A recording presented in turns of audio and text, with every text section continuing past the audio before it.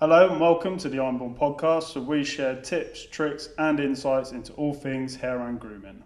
In today's episode, we're discussing beard care for beginners and giving you essential tips for a well-groomed beard. So sit back, grab a drink and let's dive in.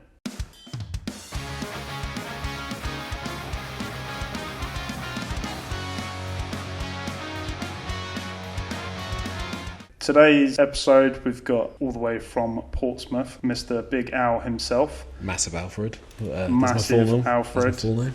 That's the formal title. That's the formal title. That's Sir Massive Alfred. That's for the birth certificate, I think. Yeah.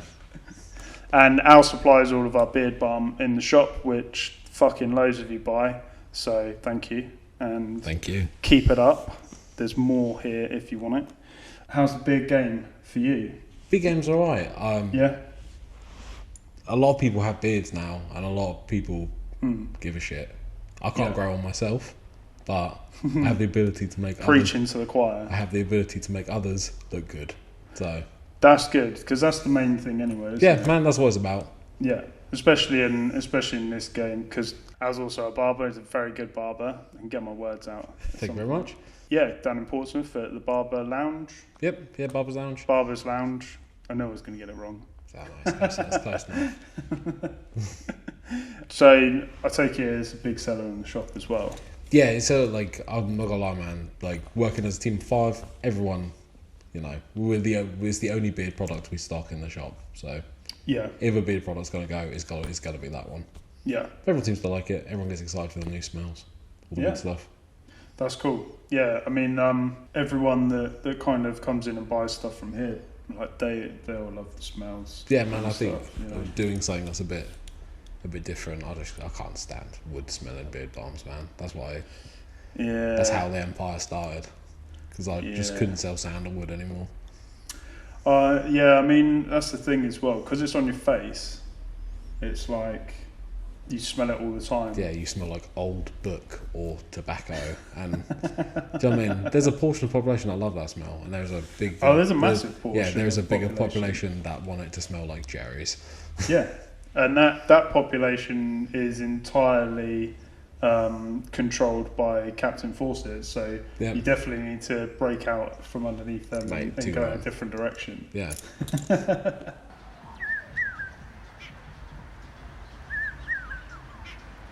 Yeah, so beard care, caring for your beard, caring for somebody else's beard. Caring for someone else's beard. If you're a carer, or you know someone who's got a beard and you just care for it in a casual manner. One of the main things is washing and conditioning regularly. Do you wash and condition your beard? I do. I'm a man that is guilty of just using my head shampoo and my head conditioner for my beard. I know it's bad, but I can't. Ooh.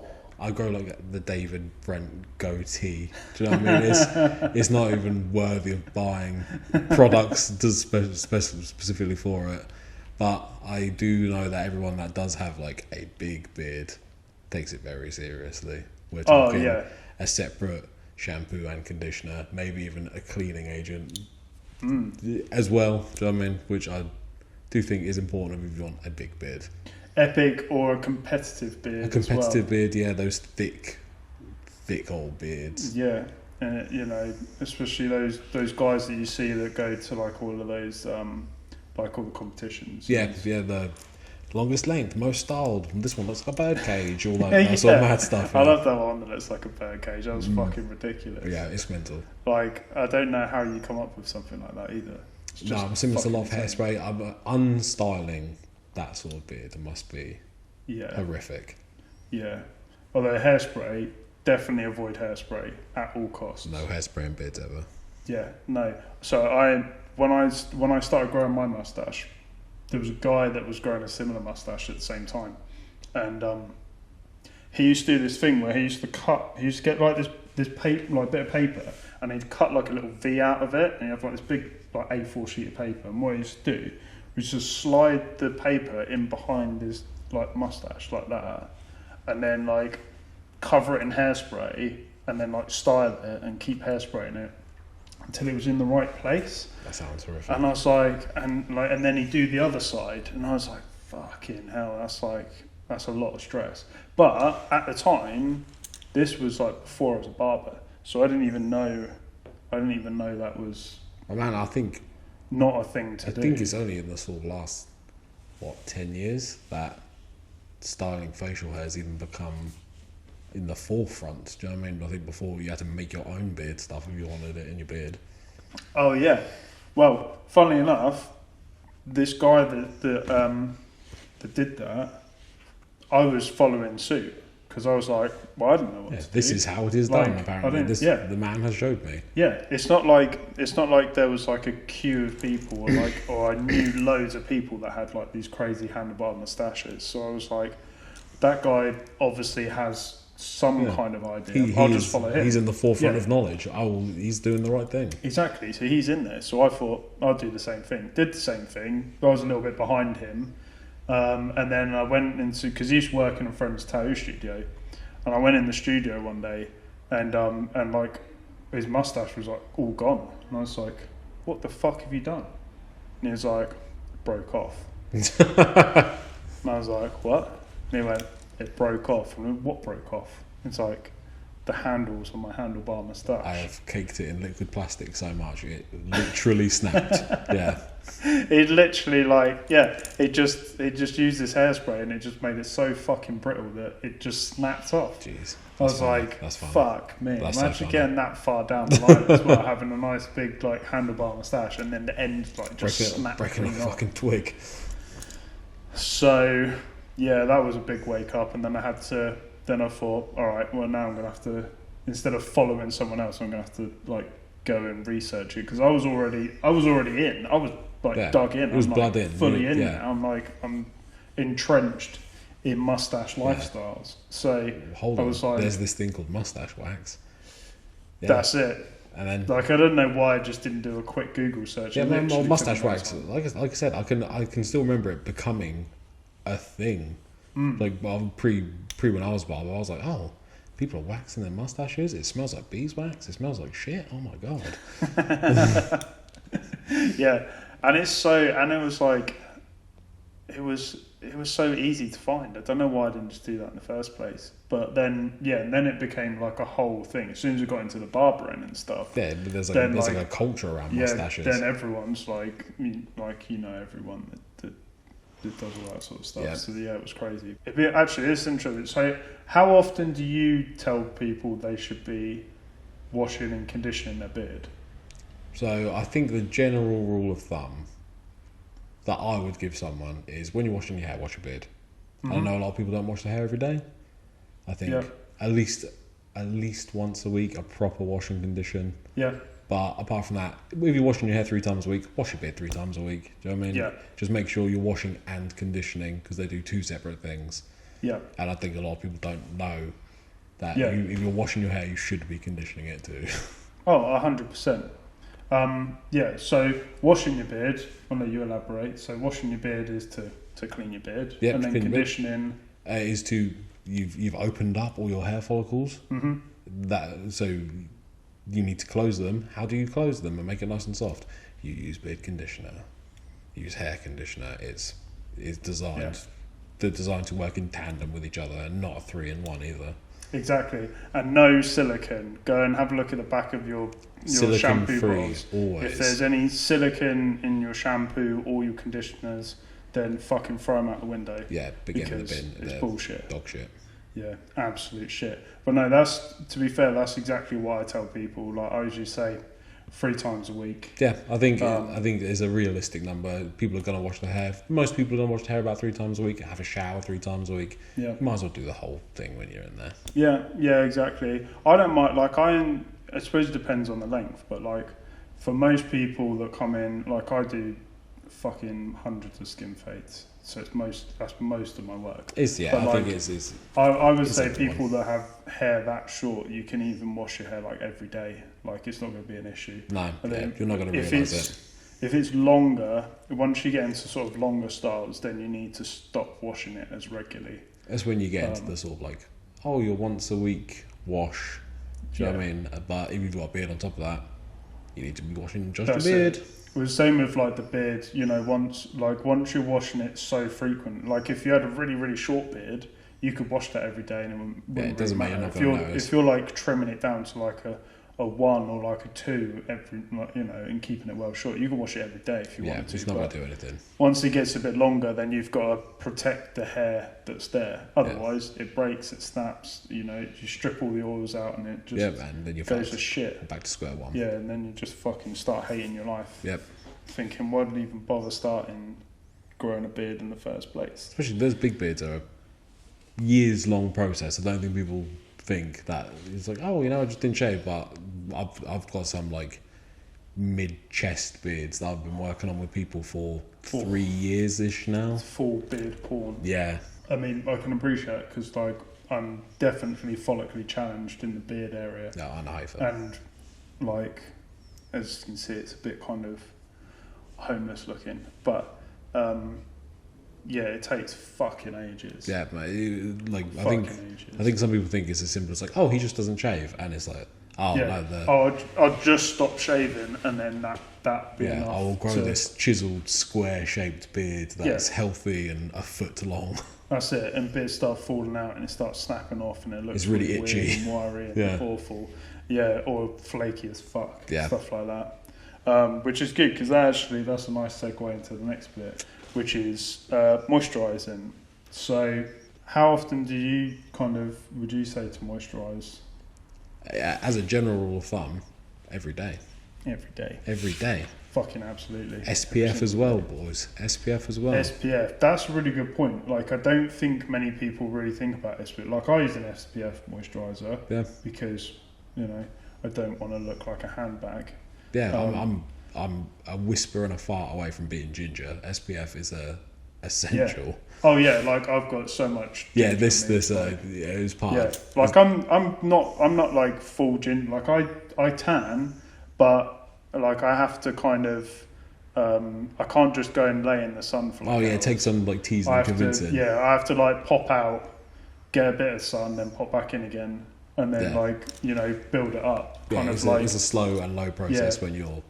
Exactly. Like I can't just go to like Spain for like a weekend and come back tanned. I need like a week. Every hot holiday I come back more pale because I have to wear Factor 50. Yeah. Yeah, and like you go out and you kind of like sort of dip in and out of the sun for a while until you start to build 10 up minutes, that base. 15 minutes, 20 minutes, and then I can almost work a full hour. Well, thanks to Final Destination, I can't do a base tan. Right. Because I'm not getting in one of those. No, the tanning beds absolutely terrify me. Which is funny actually, because there's a tanning salon. Like there's another like block of these kind of shops, and it's just down there. And I remember someone coming in and it goes, "Oh, did you see the tanning salon? It's on fire." And I was like, "What?" And I'm like, "Tanning salon's on fire." It's like, "Fuck off." Yeah. Right, and it's fucking burned down. Mate, the tanning salons and barbershops, they're always close together. There's something in it. Yeah, and it burnt down because of one of the beds caught fire. That's absolutely fucking terrifying. So if you've ever watched Final Destination, you think, yeah, it did worry me about going on a tanning bed because, I don't want to get locked in and I don't want it to like burn me alive. Well, turns out that actually fucking happens. Yeah, that's a Southampton staple, burning to death in a tanning salon. Exactly. Not only that, but like the tanning bed itself caught fire. Oh, that's just horrific. It's horrific. So fucked. And I think they're reopening as well. I mean, fair play to them. If like, they reopen, if they reopen, fair play. I mean, like, it's the as a business owner for like a tanning salon, it's the most unfortunate thing that could ever happen. Yeah, especially because tanning salons are like really hands off, aren't they? It's like you go in, you pay your money, self-serve on almost. Yeah. So it was quite funny, but moisturise, SPF, absolutely. Yeah, every day. Yeah, every day, and in the winter. The sun is still shining even if it's through clouds. Exactly. Yeah, and I think that's the other thing as well. It's like people are like, oh yeah, well, I put a bit of sun cream on in the summer, which is fine, but during the winter, it's still the sun's still there. You're still especially now you can get a lot of good all-in-one moisturisers now that aren't particularly if you're bothered by like scents. They're not. You can get pretty unscented ones. Just whack on in the morning before you leave the door. Yeah, I think I ordered mine off Amazon. Yeah, actually. I think I was from Amazon too. It's just SPF moisturiser. Maybe I'll get like an affiliate link with Amazon, and then I'll be like, post. Hold on, I'll post a link here for my affiliate link, and you can go buy loads of SPF. So all of the use code Ironborn for 15% off. I think all 15 people that watch this are going to be like, they're gonna fucking didn't realise they're that. going to be well moisturised. They're going to be so greasy. Absolutely.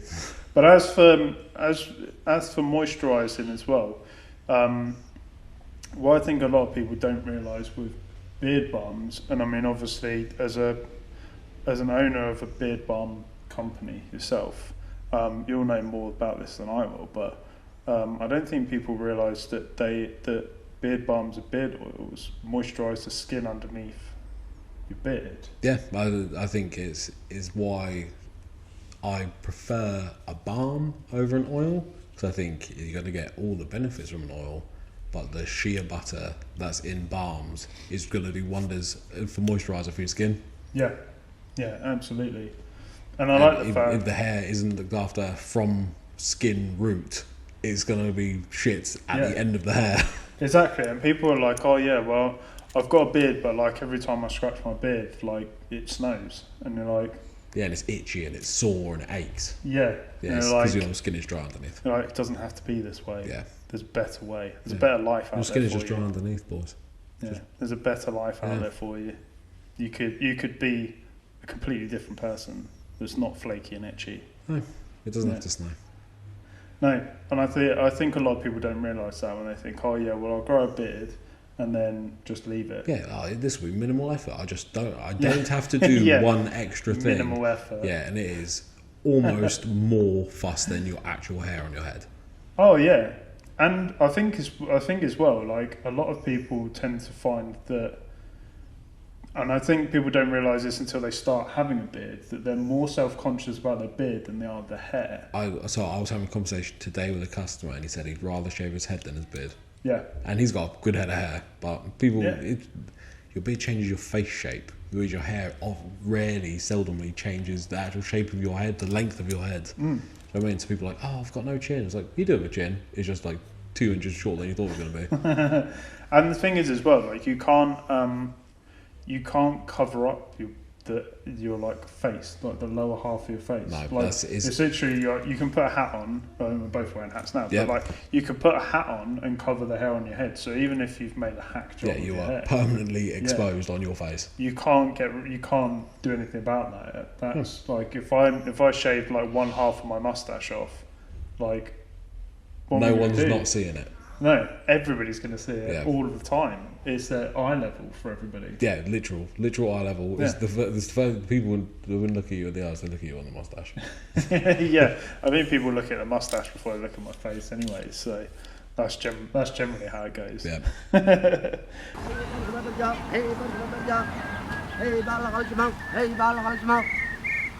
So, would you suggest using a comb or a beard brush for your beard? So this is a Big Al's Big Beard tip.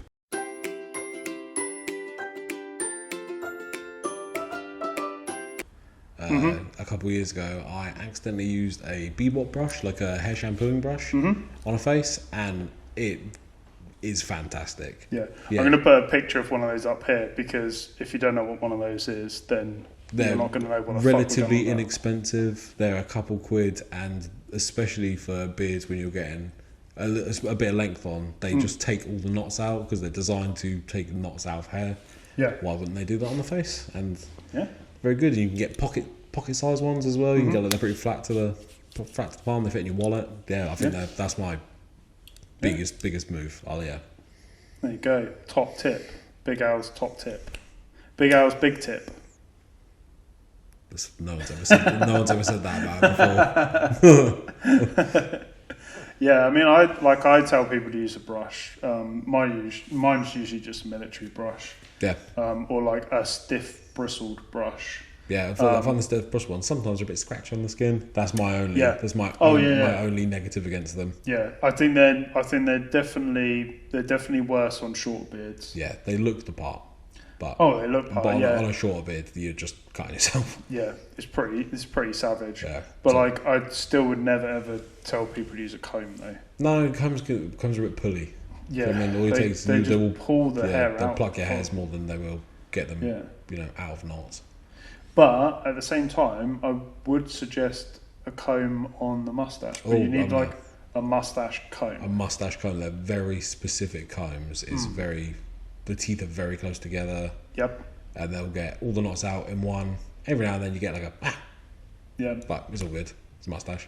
Yeah, exactly. And they're good for distributing wax as well. Yes, yeah, you can really if you're waxing your mustache.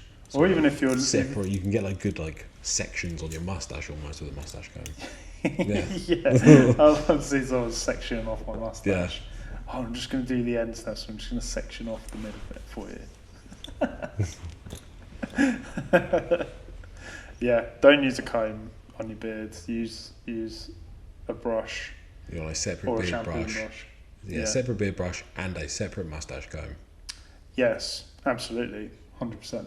Oh, here's one. Okay, so getting regular beard trims. The single most important thing you can do for a nice beard. It is. Arguably. It is. Yeah.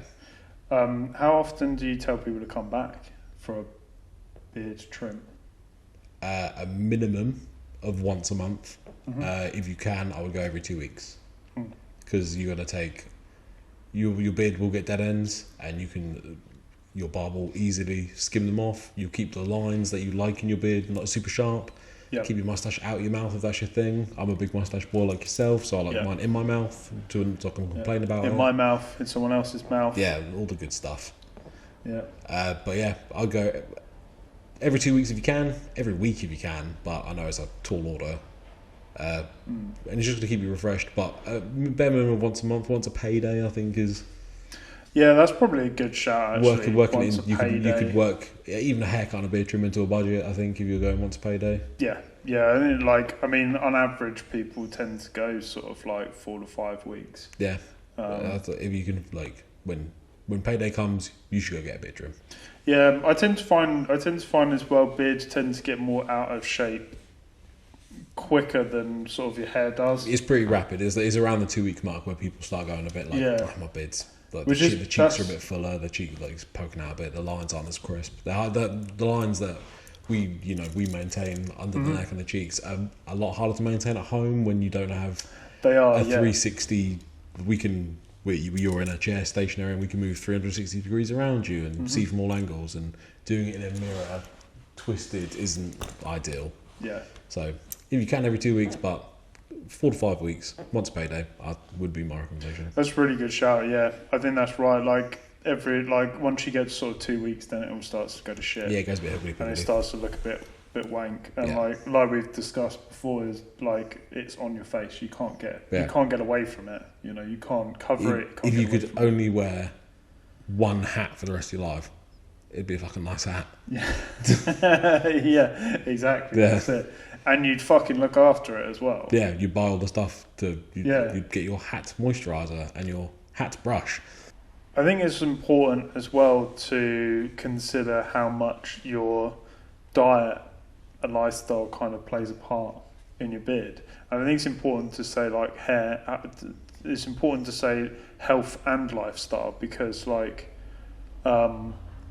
depending on your life will depend on how often you wash it and what you do to it, so on and so forth. You know, like if you're a bricklayer or whatever, and you're getting brick dust in it all the time, you're going to be washing it more regularly than someone who sits in an office. Yeah, I think it's a big factor people don't realise, even when it comes to beards in general, but hair as a whole, it plays a lot. Your lifestyle, your diet, are you drinking water? All big things when it comes to hair. If you speak to your barber, we can quite often tell if you're getting a bit ill. Yeah. But before you know it from your hair, it loses a bit of its luster and a bit of its shine, and it's because your body takes what it needs from the thing it doesn't need, which is your hair, and pumps it back into the good bits. What's the one thing you could do, or you would say to someone health-wise, that they could do to fix that? Drink more water. If your moisture gets distributed through our whole bodies, including our hair. So if you're dry and crispy, your hair and beard are dry and crispy too. So you want to be wet, inside wet. Get more wet. Yeah, get more wet. It'd be inside wet mainly. Yeah, I'd say that's absolutely the the best thing you can do. Like if there's only one thing you do to make your hair better from your health point of view, it would be drink more water. Yeah. 100%. I think that's a pretty good shout. Yeah, I think I don't know. I'm a toxic non-water drinker until very regularly, and until very recently even, and chronically dehydrated. Oh yeah, you know I'm a barber. I live on energy drinks and vape, but last couple of months I've been pumping more water, and I'm like, oh, no, my hair is shinier. Fuck off, being right. Fuck off, being healthy. Yeah, it's great. Yeah. When I drink a lot of water, I feel so much more alert. Yeah, I think my brain's nice and wet. It's active. It's ready. Yeah, when your brain's a bit dry. Yeah, when your brain's a bit dry, you move like you're in honey. But now we're just swimming in water with a wet brain. Yeah, it's weird, isn't it? I don't even think like I've ever been that alert from caffeine. No, like I said, I could stop drinking coffee 2 weeks ago. And was like, I'm going to try this water thing, and annoyingly, it's been better. I think like it doesn't matter what you're fucking doing, whether it's growing a beard, growing your hair, or shaving everything off and just living like a hermit. Like 2 litres of water. Still drink fucking water. Yeah, like you can't survive without it. Yeah. I saw this thing the other day that said that there's a 98.5. It's a really high 90s, but it's like 97 or 98.5% chance that water that you've drunk has been drunk by a dinosaur. Yeah, which I think is pretty fucking cool. Which is fucking awesome. Yeah. I don't know why that made me... I don't know why I was like, that's amazing. Drinking the same thing it's like dinosaurs used to drink. And then in turn, they're now liquids that our cars drink. Yeah, exactly.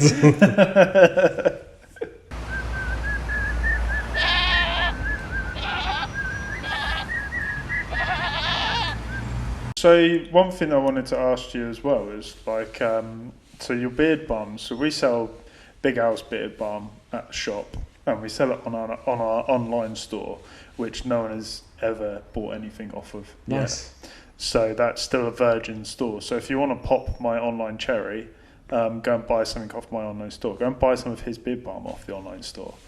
I don't make my own products here because I haven't got time. It's a lot of faff. It is a lot of effort. So I use a company that supply like all the bits, and use one company that I create all the stuff with, and then another company that does all like packaging and stuff like that. Do you buy in your beard balms?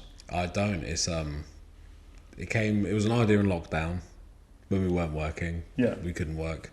And then when I had a bit of money spare to invest, I was like, oh, I'm going to invest in myself this time. How about that? So now I make it in my kitchen, wearing an apron, in a big cauldron, and I hand pour it, hand sticker it. I create the recipe myself. Hand sticker it. It's an arduous hour-long activity. But yeah, I've created the recipe myself. By just I bought the top 10 best-selling beard balms on Amazon and picked what I liked from them, picked what I didn't like from them, researched the oils, the butters, the scents, and then took all the best bits and made what I thought was a pretty good beard balm. Yeah. I would second that it's a pretty good beard balm. It's definitely the best beard balm that I sell in the shop. Yeah, that's the best beard balm I've ever made.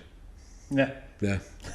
Out of the one I've made, is the best. That's some prime social content there, like apron, cauldron in the kitchen. Like, yeah, it's always I don't know, it's got to be important, isn't it? Do you know what I mean? I don't want bits of last night's Chinese in it. So it's always a pretty sterile. It's always a pretty sterile system that goes on.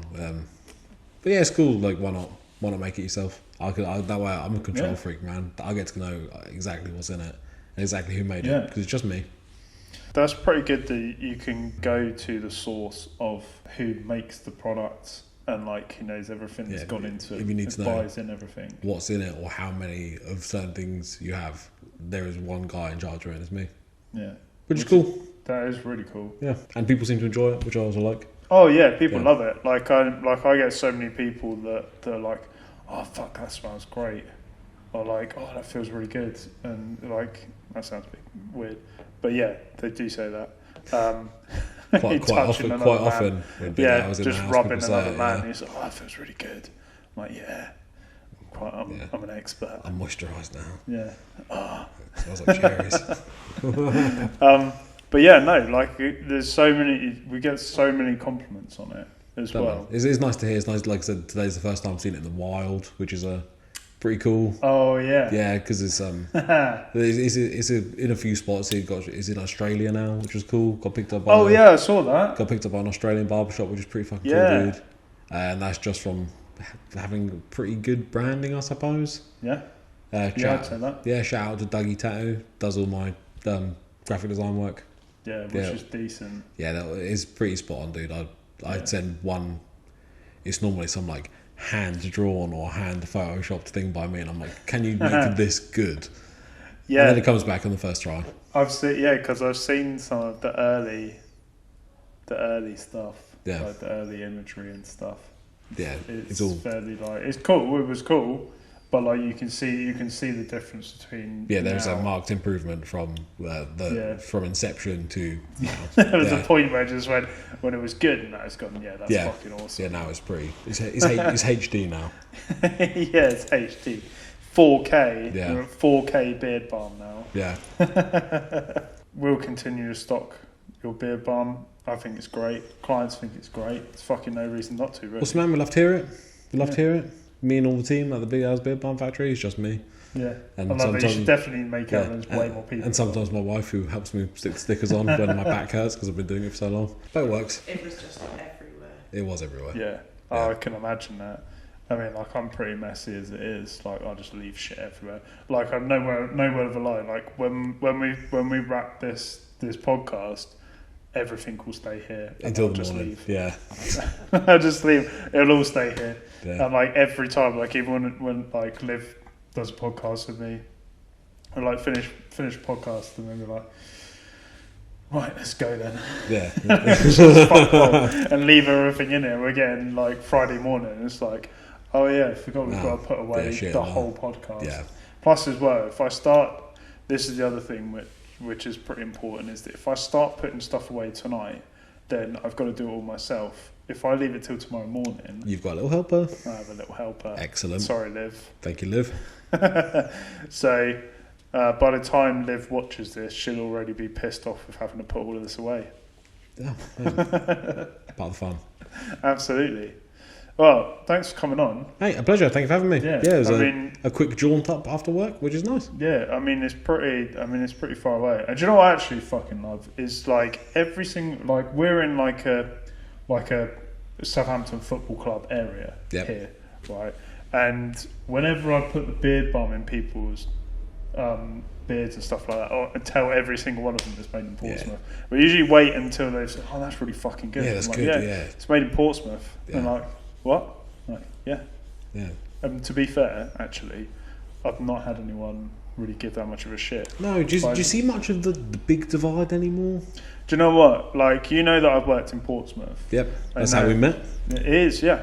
So, so you came and apprenticed at, was it the barbershop? Yeah, I did a couple of days there for a while. Yeah. So I used to work in Portsmouth, and it's funny actually because like, not really kind of the people that I'd hang around with, they weren't really that bothered. But I did notice that the Southampton Portsmouth divide was more prevalent in Portsmouth. It is the Portsmouth side that it's because you have better shopping than us. I'm convinced you have a big shopping centre. And we've really? You've got Gunwolf though? Yeah, shit. Is it? Yeah, it's all outlets of Michael Kors. Do you know what I mean? It's not, you've got a big Primark that wins. Have you not got a Primark? We've got one, but shit. You've got one in the Cascades. Yeah, you've got a 3-story Primark. So I'm convinced we can boil it down now. The whole Southampton Portsmouth divide is because you have a 3-story Primark and a Forbidden Planet, and we have nothing. Yeah, but you do have, and this is probably only really important to me, but you do have a shop that sells American football merchandise. We do. It'll be gone soon. Cascades. I think they're going to shut all Cascades down. Are they? Yeah, I think they're going to just build a big student village. Oh, I thought they were like saving it. Oh, I don't know what they're saving it for. It's currently overrun with, with peace and love, homeless men just doing drugs on the streets. getting out of the cold in the Cascades. getting out of the cold in Cascades. But we went to the Sports Direct there. Yep. Because which is now also Game, weirdly enough. Yeah, that's why we went there, because they've got like loads of PCs and stuff set up. And you can go and game in there.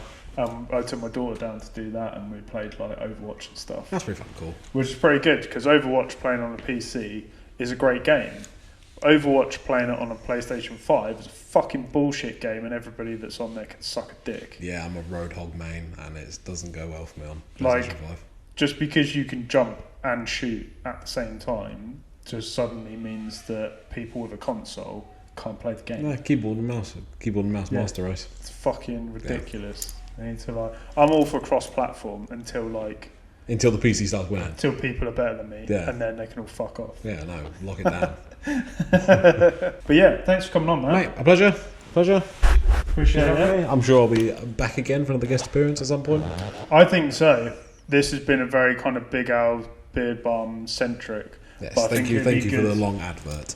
Yeah. But I've said this 100,000 times, and I guarantee I'm going to get it wrong it's part of the fun. Again. So let's go. Right. That's all for today's episode of the Ironborn podcast. Thanks for watching. Fuck's sake. You just start it and just go, nope. I like that. Right. Thanks for watching, and be sure to subscribe to our channel for more insights on all things hair and grooming. Fucking hell. Bosh. Until next time, take care of yourself and your hair. That's it. Bonzo. Smashed it. Good job. Yeah. Thanks for that. Oh, mate, a pleasure. Thank you for having me. Thanks. We didn't get an applause. I need to start getting applause in, meter. Studio audience and get an applause.